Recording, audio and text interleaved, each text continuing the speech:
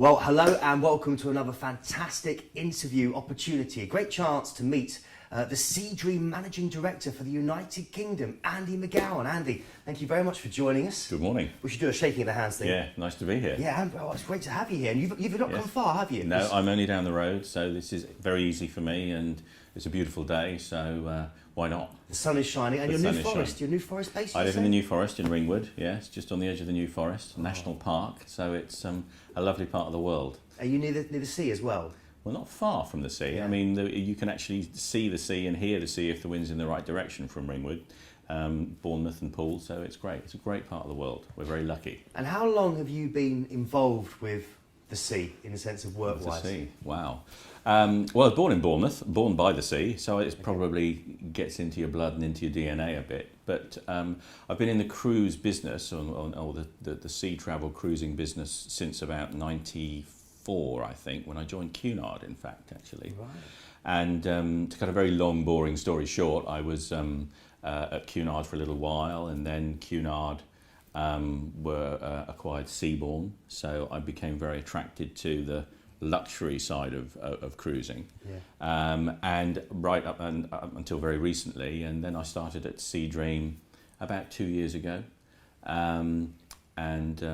yeah, as I say, just love the small ship, love the luxury concept, and there's so much competition in the market these days that all the brands are differentiating themselves, so it's a fun product to be involved in. That's the other thing sometimes I think that people forget, you know, that it's a fun part of the business. You know, we're not just selling seats or tickets. It's a real experience that you can feel passionate and excited about, and that's why I'm still in the business. So I love it.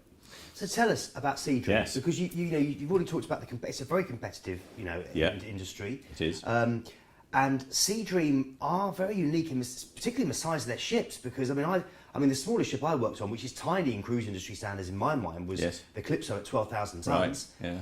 And yet your average ship's tiny. 4,500 tons. It's Yes. it's less than half of that again. Absolutely. Well, to be honest with you, it sounds ridiculously small, and in terms of the cruise industry these days, it is. I mean, when you think of the biggest ships in the world up at 170, 100, even more, 255,000 tons. Oasis and Allure. Of course. I mean, that's huge, and they're fantastic at what they are. But right at the other end, you're right. We have two vessels. Seadream 1 and imaginatively Seadream 2, but they're two beautiful small vessels, as you say, 4,500 tons, which, to be honest with you, to put it into some perspective, I think even some Russian tycoons' private yachts are bigger than the two Seadream vessels.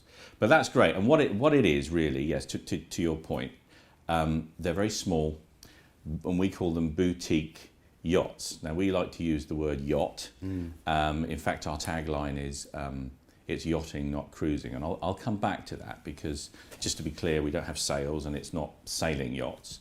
But basically, the whole concept of the Seadream idea is that taking a holiday on a Seadream vessel, Seadream yacht, is more akin to being on your own private yacht than it is to being on a cruise. Only 112 guests, maximum 112 guests, so 50 couples really, if you think about it, 50 or 53 couples, that are looked after by 95 staff. Oh wow, so it's virtually a one-on-one. Almost. In fact, I think it's the highest ratio in the cruise industry. To my mind, that sounds about right. Yeah, Absolutely, exactly. That's an incredible ratio. So, beautifully small ships, very low guest carry, and what that allows us to do is offer a very different onboard experience to regular cruise lines, even some of our competitor small cruise ship brands. And it's very informal, and again we'll come back to that maybe in a minute. Ultra luxurious, and sometimes, particularly in this country, those two don't sit together. There is a perception that if something's very luxurious, it's quite formal. It's black tie. Yeah, and there's a place for that, of course. Probably some of the best cuisine, probably got to say that. I would say it is the best cuisine at sea, but to be fair, probably some of the best cuisine at sea and that you would ever eat. Big emphasis on being outside. For example, all of our guests can be accommodated on deck for dining at one time. In fact, the product is geared to al fresco dining for breakfast, lunch and dinner.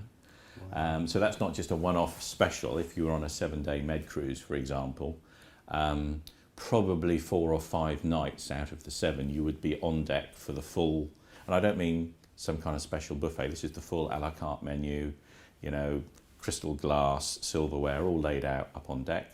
Wow. And it is geared to the outdoors, geared to the sunshine, very luxurious but very relaxed, very, very relaxed brand.